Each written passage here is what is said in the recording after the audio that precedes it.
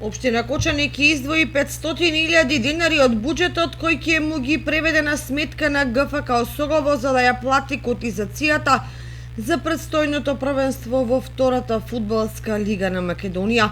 Тоа значи поддршка од општината за клубот со долга фудбалска традиција, а целта е љубителите на фудбалот во Кочани и пошироко да имаат можност да гледаат второлигашки екипи на стадионот Никола Мантов.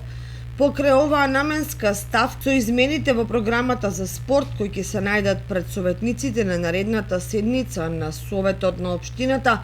наместо првично планираните 4.700.000 денари за реализација на програмата за спорт